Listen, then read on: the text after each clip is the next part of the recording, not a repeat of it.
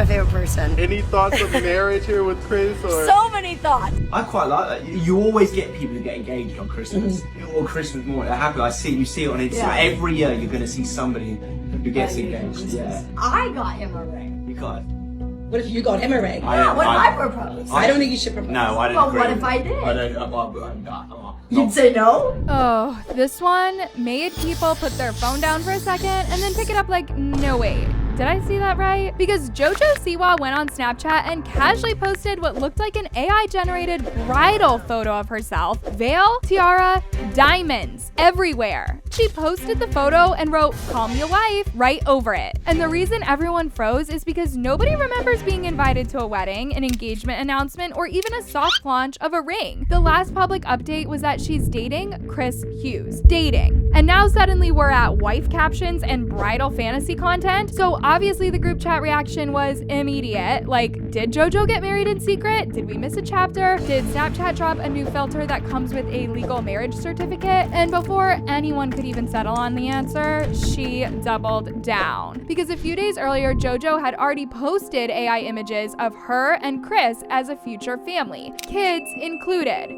Very detailed vision. And listen, when it comes to JoJo, nobody was exactly shocked by how fast this escalated. If you've ever followed her at all, you know that she doesn't really do slow pacing. She jumps in, commits very fast, and then figures out the rest in public. We've seen her say that she had a girlfriend, and then not long after, she's on Big Brother getting very close with a man. So when she started talking about weddings and long-term plans this early, people weren't confused. They were more like, here we go again. Now, a couple of weeks ago, JoJo and Chris did an interview, and JoJo did not hold back. She straight up said that if Chris doesn't propose by the 7-year mark, she will do it herself. She even gave a year. What if you got him a ring? Yeah, what if I propose? I don't think you should propose. No, I don't Well, agree. what if I did? I don't. You'd say no? I wouldn't. I've spoke to people about this before you, obviously, and I actually said I think if I was proposed to, that would make me really uncomfortable. So, just so you know, on May 27th of 2032, I will be done on one day. I will not wait one extra day. No.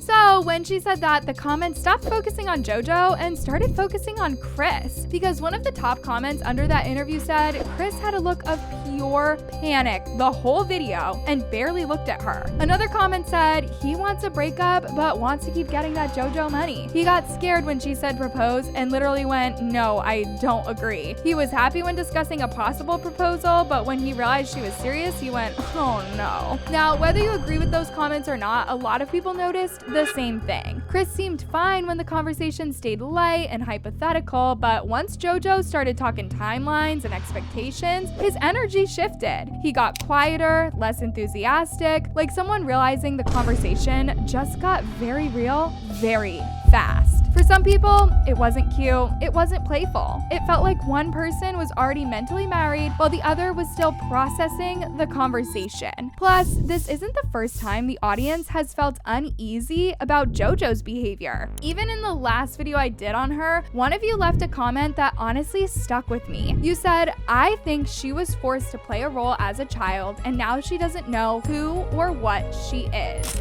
That might be closer to the truth than people want to admit.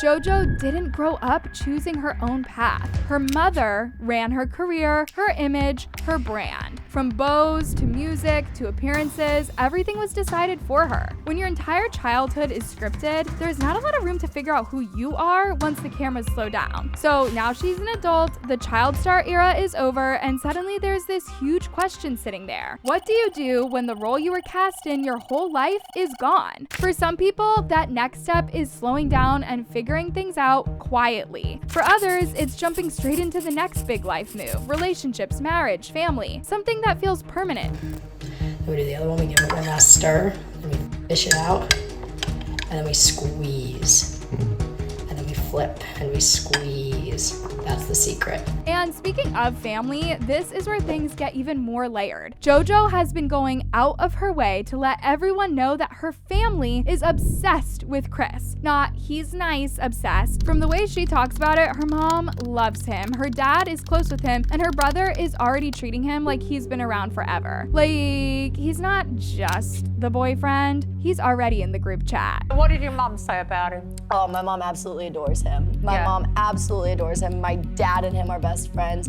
My brother just asked him to be a groomsman in his wedding. Oh, yeah, so that, I mean, my family has never loved somebody like this, like ever. And JoJo made a point to say that this level of love from her family doesn't happen often. Like, usually they don't take to people this fast, which is interesting because it immediately made people think about her last relationship. Before Chris, JoJo was dating Kath Ebbs, who is non-binary. That relation lasted about 3 months and it didn't exactly end quietly. JoJo cheated on live TV in front of everyone. And so when JoJo talks about how her family has never loved someone like this before, people immediately start reading between the lines. Like, did they ever even really support her relationship with Kath? Or was it just something that they tolerated until it blew up? Because the difference is impossible to ignore. JoJo came out as pansexual in 2021 and then more recently started describing herself as gay. So when that relationship ended the way that it did, publicly, messily, and painfully, it left a bad taste for a lot of people. It has come to my attention in the past 8 hours that everything we sort of saw unfold on what I thought was a fake reality show where I didn't need to worry about the validity of my relationship was in fact laced in a lot of truth. People have accused her before of using the LGBTQ+ community when it suited her, of leaning into certain labels when it helped her image or fan base, and then quietly moving on once it no longer fit the direction she wanted to go. And I have to say that it is women like JoJo Siwa that give the girlies in the queer community a bad name. It's the ones like her. It's the ones like her that put real queer women, real bisexual women, real lesbians in danger. The number one saying of the queer community is love is love. And that goes both ways. And that's where the rebrand comes in, because right now JoJo is in her new era. She's changed her name on TikTok from JoJo to Joelle, and yes, that is her real name. That is very much her saying, I am not the Beau girl anymore. I am a grown adult. Take me seriously. Which, fair, I get it. She's clearly trying to step away from the Dance Moms version of herself and be seen as a real person, not just a brand or a childhood character people grew up watching. But then you click the profile and the profile picture is still Dance Moms JoJo. But maybe in her head, the image is so tied to her audience that she feels like she can't let it go yet, which just adds to the confusion. And even with the name change, people have not forgotten the controversies, because the internet does not forget, especially when you hand it material. Case in point, that Betty Davis Eyes cover. Boys that think she's bad, she's got Betty Davis eyes. And then this part, Kim Carnes, the actual legend who made that song iconic back in the 80s, showed up without saying a single name. Right after JoJo's version dropped, Kim posted a statement and then deleted it. It basically said that there's a difference between singing a song and actually embodying it, that authenticity is what makes music last, and that she's grateful to be the original voice behind it. So JoJo Siwa can rebrand, rename, reset, but the past always sneaks back into the conversation, the covers, and I know a lot of you are probably feeling the same way. So let me know what you think. Do you actually believe this relationship is making it all the way to 2032? Or does this feel like another chapter that's going to end before anyone's ready to admit it? Because the way things are lining up right now, this story does not feel finished. Not even close.